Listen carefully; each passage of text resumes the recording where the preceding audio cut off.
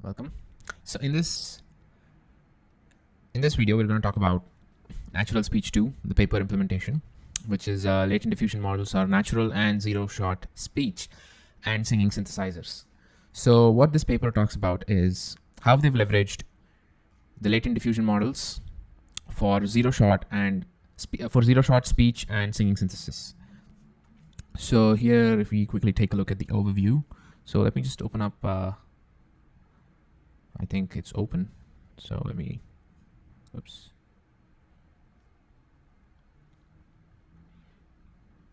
Okay, so if we look at this overview, there's a text, phoneme encoder, duration pitch predictor, a condition, which is then passed to a diffusion model with the in-context learning, as well as parallelly there is another pipeline that is going on wherein they pass in the speech to a codec encoder. Speech is just basically a waveform, and that is passed to a codec encoder to give us the latent representation, which is denoted as Z, and then that is passed to a codec decoder, which basically gives back the same waveform as the output. And then also this latent vector Z, or the latent representation of the speech waveform Z, is outputted by the diffusion model. Now, when we read the paper, we'll also understand that this is used as the training target for the diffusion model, as well with the text input Y on the predetermined condition. So this is how it is working. So this is just the typical overview. I'll be going about the more details of the paper implementation. Now, once we go through the paper implementation, we'll also take a look at the NaturalSpeech2, the PyTorch implementation by Lucid Rains. So this should really give us a good understanding of the paper as well as the code itself. So once we understand the paper, the code is pretty intuitive, is what I can say. The code will become intuitive, especially with the different functions and whatnot. So once we read the paper and then go through this class implementation, it should more or less become quite intuitive and we should be able to understand it. All right, so if we quickly take a look at the output, now let's see the prompt. Evenings I confess, I do think, but I never trouble. So the prompt that we heard now was just used to generate audio samples with this sample basically. So whatever the audio gets generated should sound like it. So it should sound like this is what it means. And then we have the ground truth. Indeed, there were only one or two strangers who could be admitted among the sisters without producing the same.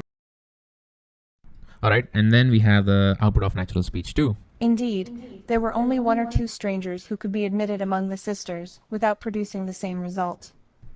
So we heard it, right? So now you see NaturalSpeech2 produces output very similar to very human-like, and it is kind of like state-of-the-art. It performs better than the existing paper implementations. So yeah, that's why this paper is pretty good, and it's nice to understand the paper. And it's not really too difficult. The nitty-gritty, the specifics are pretty simple. So let's quickly go through this. So typically I'll be going through the architecture, a little bit of explanation. So I've highlighted the key points that we need to understand, right? So that becomes clear for us. Although this seems a little too overwhelming, don't worry. I'll try to break it down and make it as easy as it can be. Yeah, I did take a lot of time trying to understand this. So hopefully it should offload a lot of time for you guys. And yeah. So these are the specific things that we need to go through. So it typically follows this pipeline where we talk about the overview, and then from overview we talk about the theory, the specifics of that overview as to how individual parts work, the audio codec encoder, decoder, the quantized intermediate representation, latent vector, residual vector quantizer, and how that comes together. And we'll also talk about the latent diffusion model itself, which are non-autoregressive continuous vector form generations, and a little bit of phenome encoder decoder, as well as the pitch predictor, pitch and the duration predictor. So yeah, and also the most important aspect is the data set that they've used and the model configuration. So that becomes, once we understand the model configuration, the code here should become pretty easily understandable. Okay. Yep. So let's quickly get started. So here the paper talks as to how they've developed the natural speech. So if we quickly read through this, in this paper we develop NaturalSpeech2, a text-to-speech synthesis system that leverages neural audio codec with residual vector quantizers to get the quantized latent vectors and uses a diffusion model to generate these latent vectors. So what it means is they're using a neural audio codec, which is a speech waveform. They're passing the speech, which is denoted by X, right, and pass it to a codec encoder. Now here they don't talk about the specifics of the codec encoder, which we'll get into later. And then once they pass that to a codec encoder, the job of the codec encoder is to give some kind of arbitrary latent representation of the speech waveform. So if you don't understand what a latent representation is, you can think of it as an intermediate representation of the speech waveform. It is some kind of a neural network. For now, let's understand it arbitrarily. It is some kind of a neural network, right, that is used to produce an intermediate representation of the speech waveform. And then that is denoted as Z or Z. And then that is passed to a codec decoder whose job is to do the reverse of the encoder, wherein it takes the latent representation and gives back the speech. Now you might be wondering, why are we doing this whole thing? We're doing this because we need a way to represent this speech waveform so that there is an arbitrary representation of that or an intermediate representation of that, which can then be used to decode that into the speech waveform. So now typically all that we'll do is when we pass in a text, which is the Y, right, somehow or the other, the diffusion model will be trained to produce the latent Z. I hope that makes sense. So we pass in a text, okay, I need a blah, blah, blah, and convert this to text to speech, whatever the text you give. So what happens is, let's keep a few things as a black box for now. So what happens is the text will get passed into a diffusion model, right? Obviously with different elements coming into picture, which I'll talk about in the coming, in just a minute, right? So that text will be passed to a diffusion model, and the job of this latent diffusion model is to produce this latent vector, which can then be used to decode that latent vector to produce the speech waveform. I hope that makes sense. So that is the entire pipeline. So that's what's happening here. Now, obviously, there are more specifics as to how this text gets converted, gets passed to a diffusion model, so that the diffusion model, based on the text, can understand the text, so many other aspects of that, and then produce a latent representation. And then that latent representation can produce back the speech waveform. So that's what's happening here. So if we quickly take a read at the overview. So the overview of NaturalSpeech2 with an audio codec, encoder, decoder, and a latent diffusion model conditioned on a prior phoneme encoder, as well as a duration and pitch predictor, right? So by just passing the text, it is the job of these two black box for now, these two black box architectures or models for now to produce the duration and the pitch predictor on the condition C, and then pass it to the diffusion model for in-context learning. Right. So I hope that gives us a basic understanding of how this is working. Now let's take a look at the more important aspects, or let's delve deeper. Now in this paper, we propose NaturalSpeech2, a text-to-speech system with latent diffusion models to achieve expressive prosody, good robustness, and most importantly, strong zero-shot ability for speech synthesis. Now, what is zero-shot speech synthesis? This is where, you know how we had a prompt here, right? So we had a prompt here, right? So based on that, the natural speech would try to generate the synthesis, the audio samples. So here for zero-shot, we don't even need that prompt. Now, all that we need is just the text, and the waveform gets generated even without passing a prompt as to how it should get generated. So that is the whole point of zero shot. Here they say we first train a neural audio codec that converts the speech waveform into a latent representation, speech waveform into a sequence of latent vectors with the codec encoder, and then reconstructs the speech waveform from these latent vectors to codec decoder. So that's the pipeline, right? So the speech passed to a codec encoder, produces the latent vector, and then this latent vector is passed back to the codec decoder that produces back the original input. Or obviously it's not the exact input, but it tries to produce very similar ones. Yes, so after training the audio codec, we use the codec encoder to extract blah, blah, blah. Yes, latent diffusion. So here what they're talking is, after training the audio codec, we use the codec encoder to extract the latent vectors from the speech in the training set and then use them as the target of the latent diffusion models. So this is very important, guys. So here, whatever the latent representation vector gets produced by the codec encoder, that is then used as the training target or the training sample for the diffusion model, right? Based on the phoneme encoder on the condition. So that's what they're saying, which is conditioned on prior vectors obtained from the phoneme encoder, duration as well as the pitch predictor. So based on this, this should gets produced, but this gets produced, so we know the ground truth, right? So whatever the model predicts, and we also have the ground truth, and this is going to be used as the ground truth to backprop and update the weights and so on and so forth based on the text, along with the duration pitch predictor to, to come to the models, so that this latent diffusion model produces the latent representation Z, so that, and then can be continued in the pipeline so that the codec decoder uses that representation and produces the speech. So if we think about it, this codec encoder along with the speech is just helping the model generate the latent representation Z, so that after a while of training, the diffusion model is able to generate the latent representation without having the codec encoder. I guess that makes sense, right? And during the inference, we first generate the latent vectors from the text or phoneme sequence using the latent diffusion model, and then generate the speech waveform from these latent vectors using the codec decoder. Yes, exactly what I spoke about. Now, this paper also talks about how they are quite different in terms of these aspects. So representation, generative models, in context learning. So if we take a look at the typical models that we've been using for speech synthesis for quite some time now, the representations are as in the form of discrete tokens. But as far as the NaturalSpeech2 is concerned, they are doing it in terms of continuous vectors. Now, why continuous vectors? I'll talk about that. There's a good reasoning as to why they're using continuous vectors instead of discrete tokens.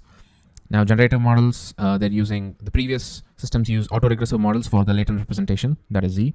However, they're using non-autoregressive methods and latent diffusion models. Awesome. And in context learning, so this requires both text and speech, whereas this only requires speech for the in-context learning. So what is in-context learning, if you ask? Now, like I said again, if you remember, the NaturalSpeech2 generated output sounds very much like the prompt, right? So that is in-context learning. So the model kind of identifies how it should generate the prompt based on the prompt. How it should generate the output based on the prompt. So that is what is in-context learning. Given a context, it will learn based on the context to produce the same context output, or the same contextualized output, so to speak. Now, stability, robustness, they claim that the previous papers don't have, at least the 13, 14, and 15 that they're comparing it with. But however, the NaturalSpeech2 checks all the boxes. Does it do singing as well? Yes, it also performs singing, and the beauty is it does zero-shot singing as well. It does zero-shot singing synthesis as well. Now, talking about why they're using continuous vectors here instead of discrete tokens, they have a very good argument to make. They say that to ensure speech reconstruction quality of the neural codec, which is this is the neural codec. So to ensure the speech reconstruction quality of the neural codec, previous works usually quantize a speech with multiple residual vectors, residual quantizers. As a result, the obtained discrete token sequence is very long. For example, if we are using 8 residual vector quantizers for each speech frame, the resulting flattened token will also be 8 times longer. So in general, if we are using R residual quantizers, the token sequence for that quantizer will be R times longer. So we can see how this becomes a problem, and it requires more memory to store, and it becomes too much for the autoregressive models to generate back, right? So that's what they're saying, and puts too much pressure on the acoustic model, which is basically just the voice that gets generated by the autoregressive language model. So therefore, we use continuous vectors instead of discrete tokens. So instead of discretizing them, they use continuous vectors, and then they do not quantize them, so to speak. So that becomes discrete tokens. Awesome. Which can reduce the sequence length, right? And as well as increase the amount of information for fine-grained speech reconstruction. So we'll be visiting this whole point of whole argument of continuous vectors instead of discrete tokens in the section 3.1. But that is the whole point of why they're using continuous vectors. Now, another point they have is as to why some design choices they've used. The first one was continuous vectors instead of discrete tokens. The second one they're talking about is why diffusion models instead of autoregressive models. So here they have an argument to make, which says we leverage diffusion models to learn the complex distributions of continuous vectors in a non-autoregressive manner and avoid error propagation in autoregressive models. So what this means is now we've learned to understand, or we've come to understand, that these autoregressive models typically work well for compression and transmissions, right? So we are not really using these models to store the necessary bits when we do quantization, or when we come up with a latent representation of anything, so to speak, any arbitrary input. What we're doing is we're compressing, right? And these compression, they tend to work well for transmission, right? They're not really well sustained, or they're not sustainable for typically maintaining the crucial information of the audio, so that when we pass it to a neural audio decoder, or a neural audio decoder, right, the output that gets generated will lose the context, so to speak.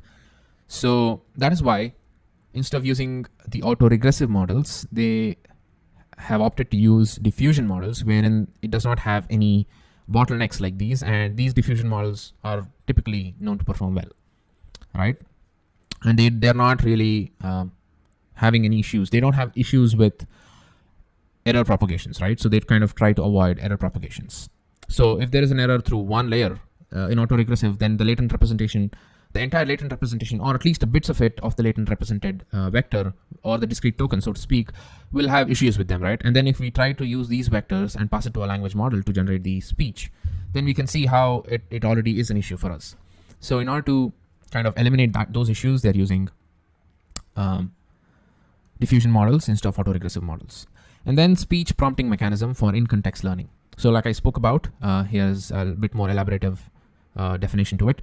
To encourage the diffusion models to follow the characteristics in the speech prompt and enhance the zero-shot capability, we design speech prompting mechanisms to facilitate in-context learning in the diffusion model and the pitch duration predictors. So that's the whole point of speech prompting mechanisms, wherein given the prompt, the model should generate something very similar. So in order to aid to that, they're using the speech prompting mechanisms for in-context learning, and also to enhance the zero-shot capability.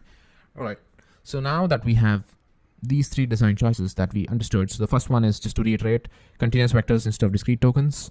They're using diffusion models instead of autoregressive models, and they're also adding speech prompting mechanisms to aid in the in-context learning, as well as make better the zero-shot inference capabilities. All right. Now that we have understood the typical overview and the design choices that makes NaturalSpeech2 a good model, let's see the specific implementations, right? So here they talk about the neural audio codec, which is the first part, which is basically this. This is speech. So this is the neural audio codec. So we'll talk about that now.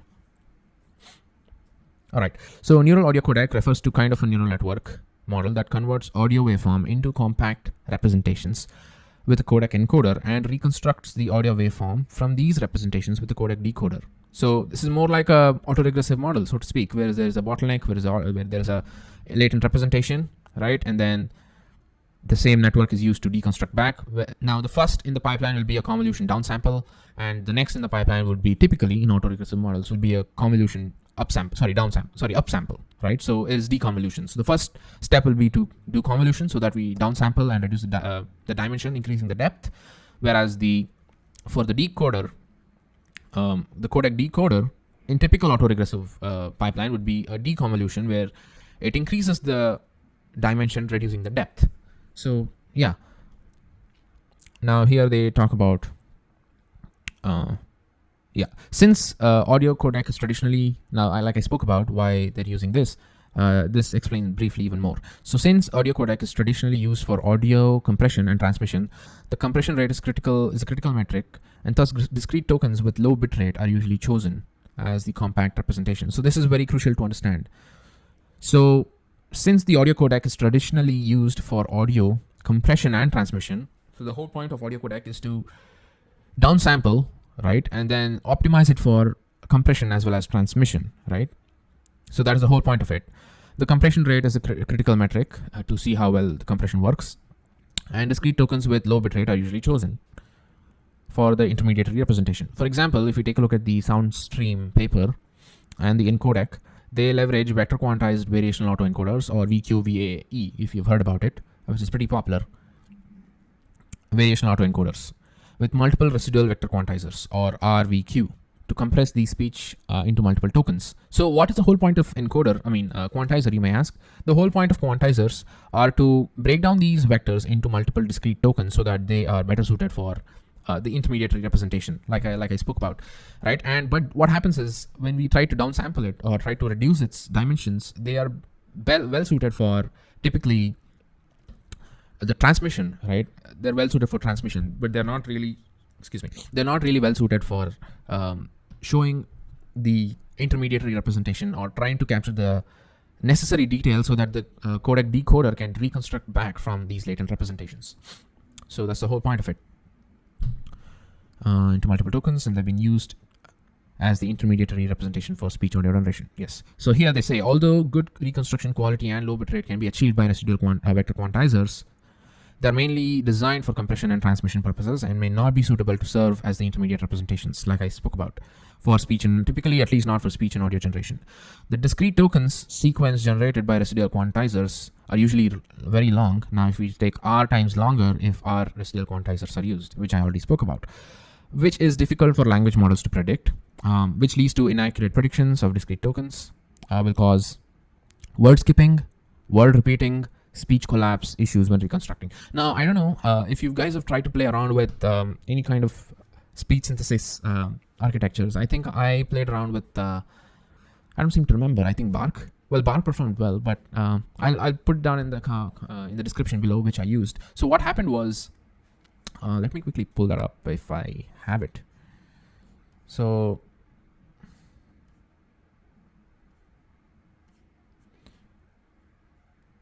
yeah, I guess this one. Thank you for leaving. Yeah. I didn't know what I was missing. I wanted to have a life with you, but you proved to me you ain't worth it, boo. I wanted to give you a second chance, but you had to take it and break it, man. Thought you were the only one, but you're busy making other plans. Now what can I say? I'm a lot better now, because you got me thinking, why is this believing? So thank you for leaving. I done leaving, so thank you for leaving. I don't always disbelieving, so thank you for leaving. I done. So yeah, it was something funny that I tried.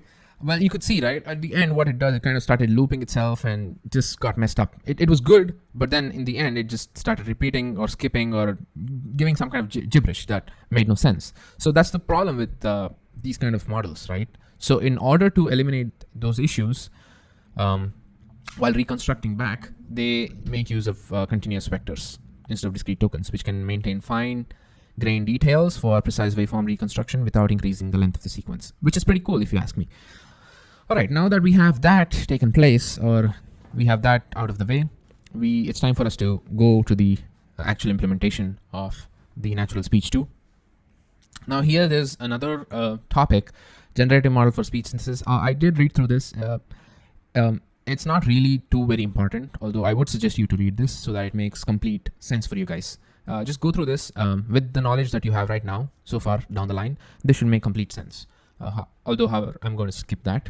So, because we have to focus on the more important aspects. All right. So, NaturalSpeech2. In this section, we introduce NaturalSpeech2, a text-to-speech system for natural and zero-shot voice synthesis with high fidelity, expressiveness, robustness on diverse scenarios. That is speaker identities, prosodies, and styles. Pardon me if I'm not pronouncing few names properly, prosody or prosody, whatever, right? And styles. So now how they do all this, now to quickly read through it. NaturalSpeech2 consists of neural codec, which we already learned, which is an encoder and a decoder, along with the diffusion model with a prior phoneme encoder, duration, pitch predictor. Awesome. Since speech waveform is complex and high dimensional, the following paradigm of regeneration learning is used. So here we first convert, so this is the key aspect. We first convert speech waveform into latent vectors. Again, quickly going back. We first convert speech waveform into the latent representation using the codec encoder, using the audio codec encoder, and reconstruct the speech waveform from the latent vectors using the audio codec decoder. I hope that pipeline is completely planted into your memory now.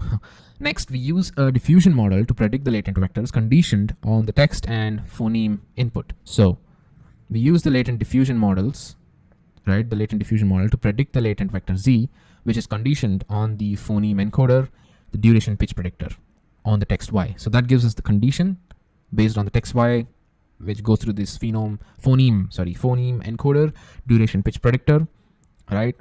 Along with the condition for in-context learning to pass to a diffusion model that generates the latent representation vector Z, and then again codec decoder to produce a speech waveform. Okay, cool. Awesome. Now here they talk about, we introduced the detailed designs of neural audio codec in 3.1, awesome, and the latent diffusion section in 3.2, as well as the mechanisms for speech prompting for in-context learning. Awesome, awesome. I hope till now you guys have completely understood, or at least understood 85 to 90%, which is still good. Awesome. Now talking about the neural audio codec with continuous vectors. So we use neural audio codec to convert speech waveform into continuous vectors instead of discrete tokens. That we have completely understood, and we also know why they're doing what they're doing. Now here, if we take a look at the, let me zoom in a bit. If we take a look at the pipeline, there's an audio codec, which is basically a waveform that's passed into an encoder. And then there is this residual vector quantizer, whose job is to, in only training and inference. So whose job is to, so this encoder is used only in training, like I spoke to you, right? So like I already said that during inference, we're not going to use this encoder because we don't need that encoder, because it is the job of this latent diffusion model to produce that latent vector Z. And then that is used, see, that's what it says, to and from the diffusion model. And that latent vector Z is passed to the decoder. This decoder will be used in training as well as inference. So code block tokens, and then produces the speech output. Awesome. So this pipeline should make sense. So this residual vector quantizer is just takes the encoder or the encoded value, pass it to a residual vector quantizer, and then there are different multiple residual vector quantizers. They take all of these vector quantizers, sum it up, and give us one final vector quantizers, that is the quantized latent vector. And this is to and from the diffusion model. They say to the diffusion model because during the training we take this latent vector representation generated from the encoder, as well as the summation of all of these residual vectors to train the diffusion models, which is also taken a prompt from the text Y, the phoneme encoder, as well as the duration pitch predictor for the in-context learning. Passed to that in-context learning. So that is to the stable diffusion. That is to the latent diffusion model. And they say from because during inference, just passing the Y, text Y, it should produce the output, that is the latent vector. So I hope this makes sense, to and from the diffusion model. Now let's go through this. The neural audio codec consists of an encoder, a residual vector quantizer, or RVQ for short, and a decoder. Awesome, that we've understood. Okay, the encoder extracts the frame level speech representations from the audio waveform. Okay, cool. The RVQ leverages multiple code blocks to quantize the frame level representations. Again, let me read that. The RVQ, residual vector quantizer, leverages multiple code blocks, okay, to quantize the frame level representation. Okay, we've quantized the frame level representation using the residual vector quantizer, and the decoder takes the quantized vectors as input and reconstructs the audio waveform. Isn't that as simple and elegant, right? The quantized vectors also serve as a training target to the latent diffusion models. Okay, awesome. So nothing in this sentence is finicky, and nothing in this sentence should still be arbitrary for you guys. I hope that is really clear. Okay, now they're again talking about the benefits. Continuous vectors have lower compression rate, higher bit rate than discrete tokens, okay, which can ensure high quality audio reconstruction. Also, each audio frame has only one vector instead of multiple tokens as discrete quantization, which will not only increase the length of the hidden sequence. Yes, so we know that using continuous vectors, it has a couple of benefits. It has higher bitrate and also will not increase the length of the hidden sequence. Okay, now here they talk about, okay, I think they're talking about the figure 2 here. Our neural audio codec consists of an audio encoder, okay, residual vector quantizer, okay, and an audio decoder. I know some things have been repeated, but it's just to drive the point home and completely make sure that we understand.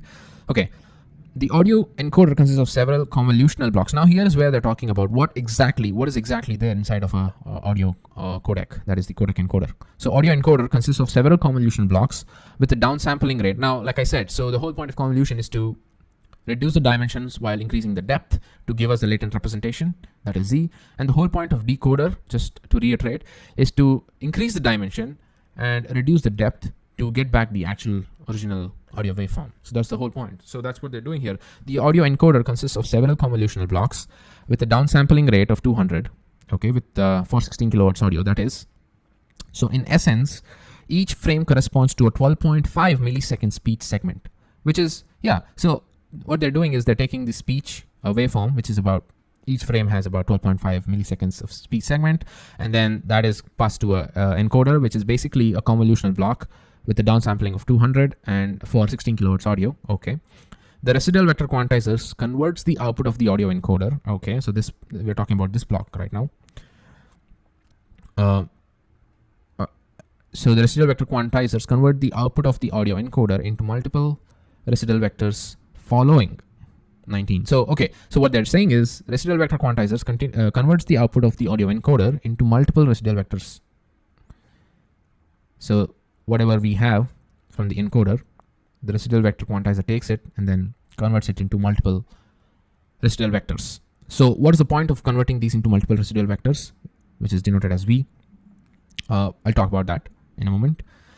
Now, this is what it is. The sum of these residual vectors is taken as the quantized vector, which are then used for training the target diffusion models. Now, you see, obviously, residual vector quantizers, they kind of discretize the packets, right? Again, now they spoke so much about, okay, we don't discretize, it's just continuous vectors. But then using the vector quantizers, we'll kind of discretize them.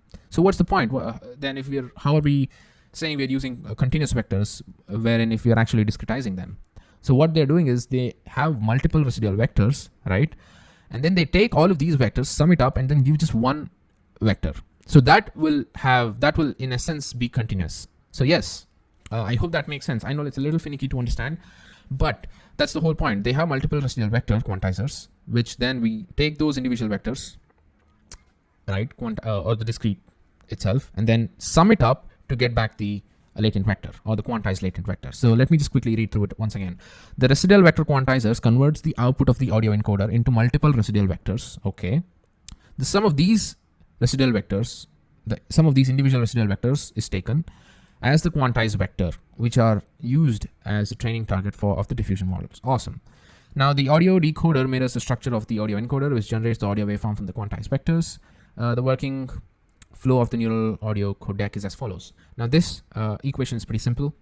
Now we have audio encoder, which is denoted by h, which is a function encoder, which takes an x. Now what is x? X here is the waveform. If we quickly go back. Yeah, x here is the waveform itself. So the function of the audio encoder h is equal to f encoder of x, right? Okay, cool.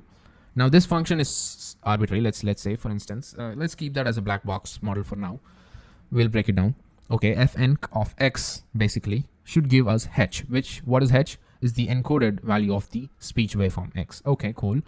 Now residual vector quantizers. My apologies, 1 second.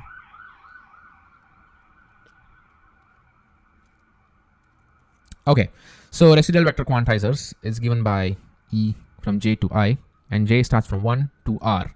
Now again, r, to reiterate, r is the number of residual vectors quantizers, right? We say that we converts the residual vector quantizers converts the output into audio encoder into multiple residual vectors, right? So how many residual vectors? Multiple is arbitrary, so that is given by r from j equal to 1 to r, and f, the function of residual vector quantizers, is passed. I mean, it takes the encoded value, right? The function residual vector quantizers takes what as the input? The encoded value. So which encoded value? Now we said that everything is like each frame corresponds to 12.5 seconds. So then if we pass, let's say 10 frames, so that is given by I. So for each index, right? For each indexed frame, we call the residual vector quantizers, which is nothing but, what was it? The sum of these residual vectors is taken as the quantized vectors. So which is nothing but, and that is denoted by z, right? The latent vector, the quantized latent vector. Is denoted by z. So the ith frame or the ith vector, latent vector, is given by the summation of all the residual vectors from 1 to all the residual vectors, right? That's it, of ei. That's pretty much it. And z is equal to zi from 1 to n. Now n is the number of samples. Now here they talk about what each and everything is. So here fnc is the fnc, frvq, and fdec denote the audio encoder, residual vector quantizers, and audio decoder respectively, right? And x is the speech waveform, h is the hidden sequence obtained from the audio encoder, cool, with the frame length of n, which I spoke about, number of samples, right? So that is the frame length from I equal to 1 to number of samples. And z is the quantized vector sequence that we get from the residual vector itself. So residual vector the z is obtained by the summation of all of these individual residual vectors.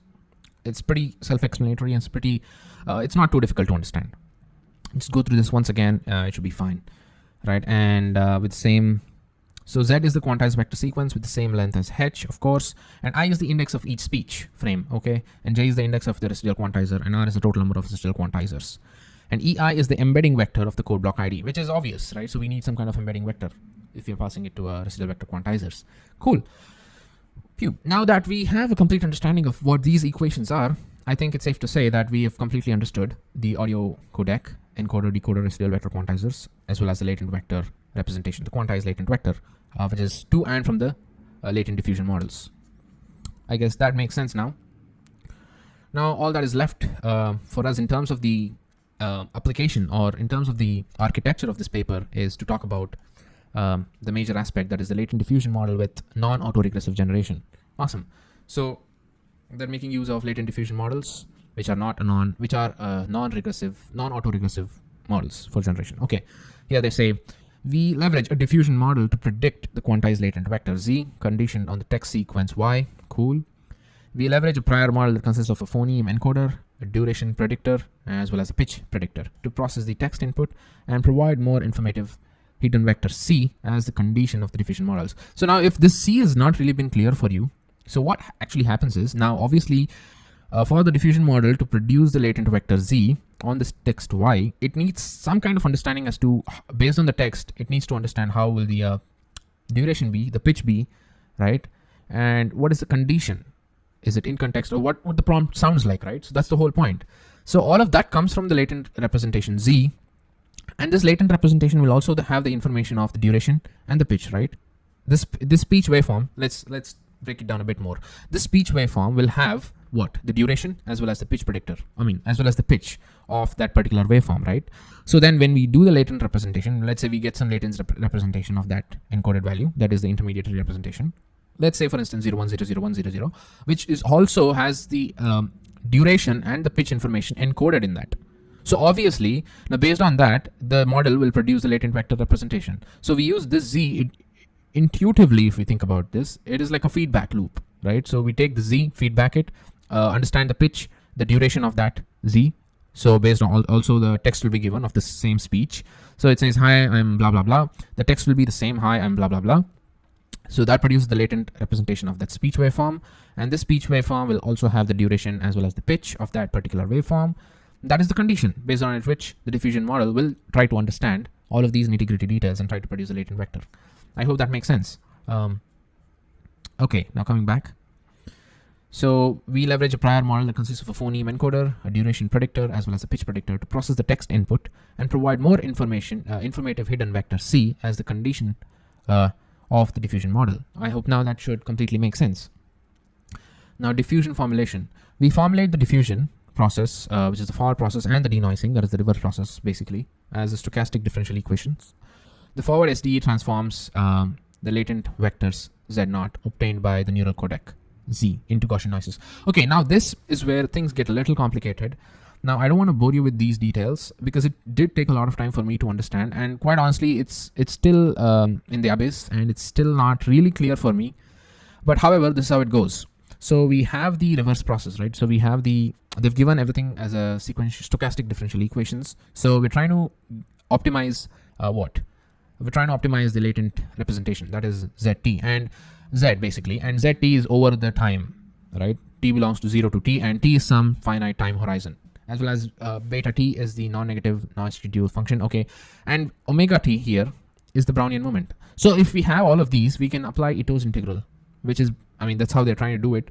And also zt is given by the encoding, right? So e minus half 0 to t, beta s ds, and z0. Now this entire equation can be boiled down as follows. So negative half of zt over, what is this?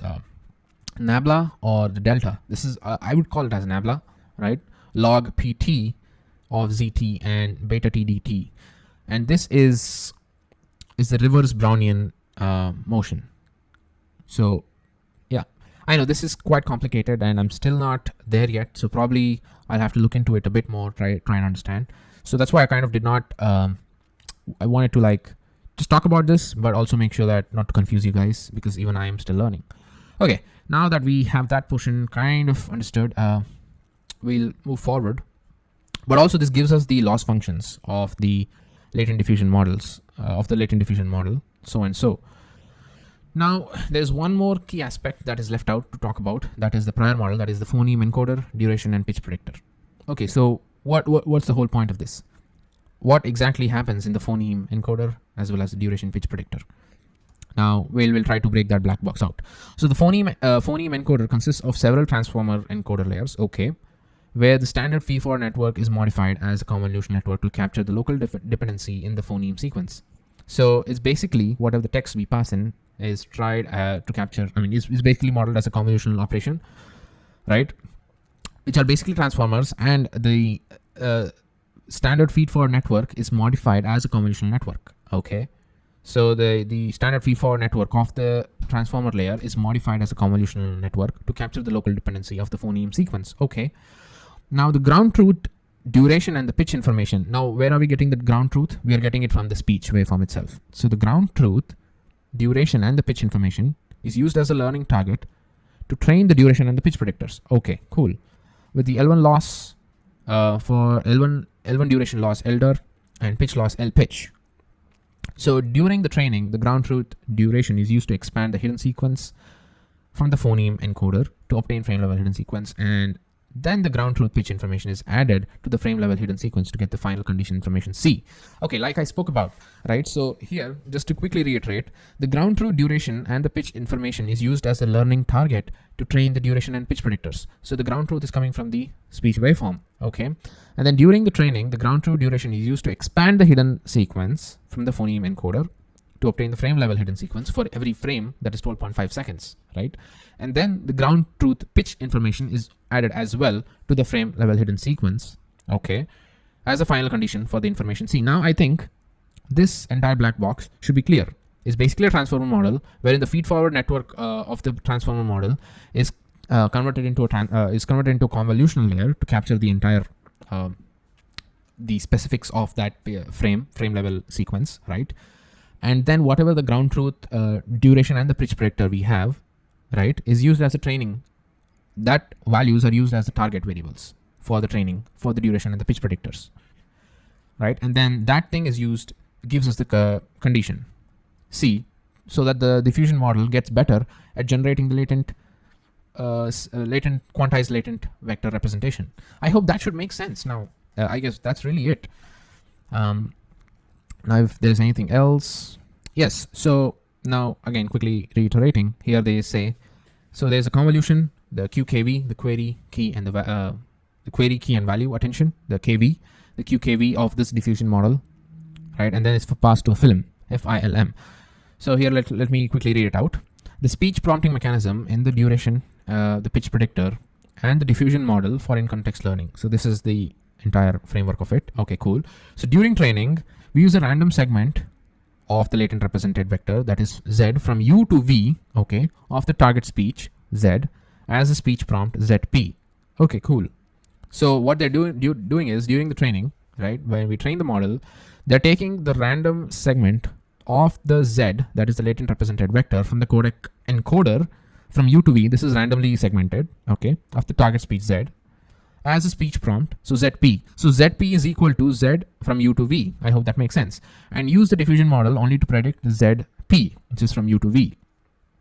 Okay, during inference, we use reference speech for specific speaker as a prompt speech. So ZP during inference is given. Awesome. I hope now this is kind of intuitive, right? So to train, they're taking a random segment of that from ZP. Obviously, the target text Y will also be randomly sampled from U to V, of course, of the target speech Z as a speech prompt ZP. So ZP is equal to Z from U to V, and use the diffusion model only to predict Z from U to V. So that is basically ZP. Now during inference, we use the reference speech as a prompt. Now, like I spoke about, so this prompt is going to be used during inference for a specific speaker as a speech prompt ZP. Cool. So that will become ZP, and the model is trained to predict ZP, which is from Z U to V. Awesome. So I hope that makes sense. Now, speech prompting for in-context learning. Okay, to facilitate in-context learning, which is basically to do inference on a specific, to produce a specific speaker specific output, that is ZP, to facilitate ZP, that's what it means, for excuse me, for to facilitate the in context learning, that is essentially effectively we're talking about ZP. For better zero shot generation, we design speech prompting mechanism to encourage the duration, pitch predictor, and the diffusion model to follow diverse operations, that is speaker identities, in the speech prompt. Okay, for speech latent sequence randomly cut off, again we spoke about that, Z U to V with the frame index of U to V as speech prompt ZP, and concatenate the remaining segments. So Z from 1 to U and the remaining V to N. So we know that I equal to 1 to N, right, are the different frame sequences basically. So what they're doing is from 1 to U, they're going to concatenate the remaining sequences because we've already taken from U to V. Again, if you go through this paper, it should become really intuitive and it should make sense.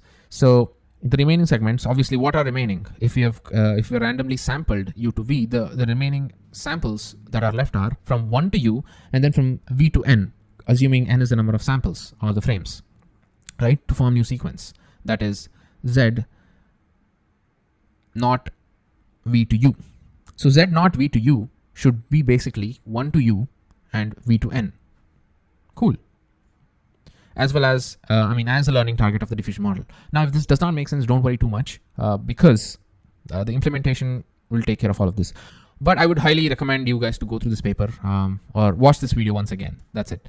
And then as shown in figure 3, we use transformer-based prompt encoder to process the speech prompt Z from V to U, ZP. Like I said, so U to V is ZP. Sorry, not V to U, is U to V, ZP in the figure to get hidden sequence. Okay. Now this is important.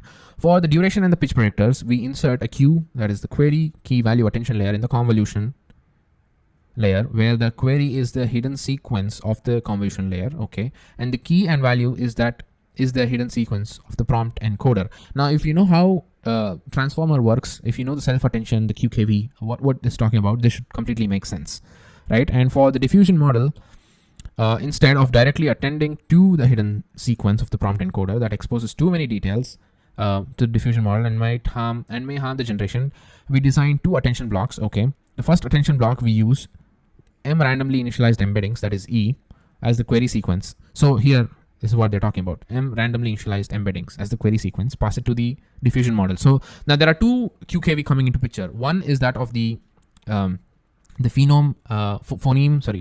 encoder, the duration pitch predictor, as well as that of the latent diffusion models. So don't get confused. So for latent diffusion models, we sample M random samples as the query, pass it to that, and then as the query, the key values gets generated, right? So that's what they're saying.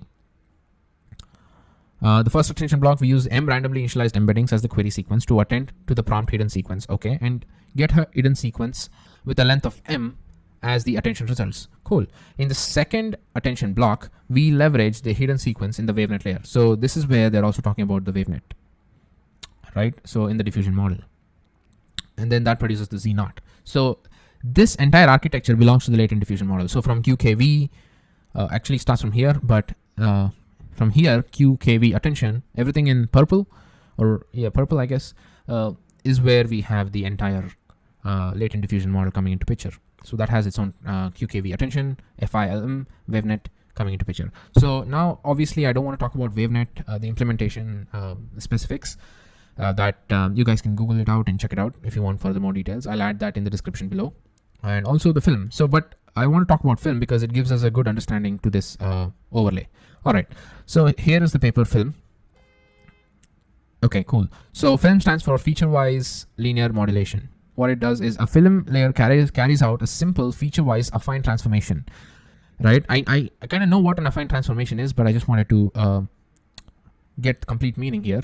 So affine transformation is any transformation that preserves collinearity. So what affine transformation is really at the end of the day is anything that is at affinity, right? Anything that is at infinity, so to speak, will stay at infinity. That is pretty much it. So they have collinearity. So that's what they're saying. That preserves collinearity. That is, all points on a line that is initially on a particular line will still lie on the same line even after the transformation, right? And the typical meaning of affine is allowing for preserving parallel relationships. That's exactly what the English meaning of affine is. So Again, a film layer carries out a simple feature-wise affine transformation on a neural network's intermediate features. So here again, so the neural network's intermediate features are the latent representations that are conditioned on what? Any arbitrary input. So here the input could be the prompt, right? Or the M randomly generated sequences, initialized embeddings. So that's where the film is coming into picture.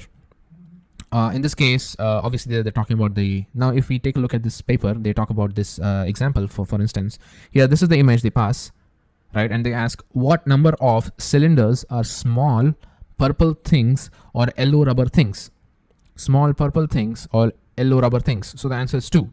Okay, cool. And the second question they ask is what color is the other object that is the same shape as the large brown made thing? Again, what color is the other object that is same as the shape as the large brown made thing? So this is the large brown made thing. What color is the other object that has the same shape as the large brown made thing? It's brown again. Awesome. So now they're trying to find similarity between the shapes, right? So on an arbitrary input for this prompt. So I hope that makes sense. Yes, so I think that is where they perform the affine transformation on the hidden sequence of the wavelet. Okay, cool. Like I was talking about, where was I? M attention results. Yeah, sequence and get the hidden sequence with the length of M as the attention results. Okay, in the second attention block, we leverage the hidden sequence in the wavenet layer as the query and the M length attention results as key values. Okay, we use attention results of the second attention block as the conditional information on a film layer. Okay, that is the arbitrary input to perform affine transformations on the hidden sequence of the wavenet in the diffusion model, so that it kind of understands the entirety of that waveform in the latent represented manner.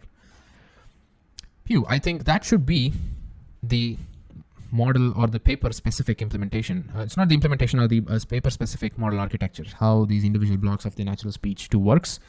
Now coming to the major part, we'll talk about the data set that they've used, the training and the evaluation data set. Here to train the neural audio codec, which is the encoder, and the diffusion model, we use the English subset of multilingual Libri speech as a training data, which has about 44,000 hours of transcribed speech data derived from LibriFox audiobooks. And there are about 2742 male speakers and 2748 female speakers respectively. Okay. And for the evaluation data set, they employ 2 benchmark data sets. One is the Libri speech that has 40 distinct speakers and 5.4 hours of annotated speech data. Okay. And the VCTK data set that contains 108 distinct speakers. Okay, for Libri speech test clean. All right, so that's what we need to know. So here they're using 2 benchmark data sets for evaluation and the training on the multilingual Libri speech. That's what we need to know. Now coming to the model configuration, the phoneme, I don't know why I say phenome. It sounds like phenol, right? So anyway, the phoneme encoder is a 6-layer transformer, okay, that we know. With 8, now here they talk about what the exact hyperparameters of this transformer is. So it's got 8 attention heads, 5 12 embedding dimensions, that is E, 2048 1D convolution filter size, 9 convolution 1D kernel size, okay, cool, and 0.1 dropout rate. Okay, the pitch predictor, now here we spoke about the phoneme encoder, which is the first stage of when you pass in the text Y goes to. Next stage is the pitch and the duration predictor. Share the same architecture of a 30-layer 1D convolution, okay, with ReLU activation, layer normalization, okay, 10 QKV attention layers.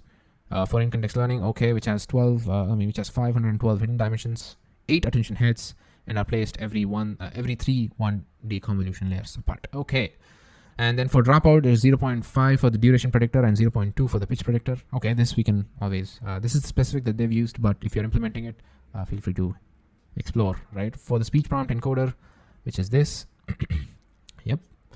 So we use a 6-layer transformer with 512 hidden size, okay, which has the same architecture as the phoneme encoder, okay.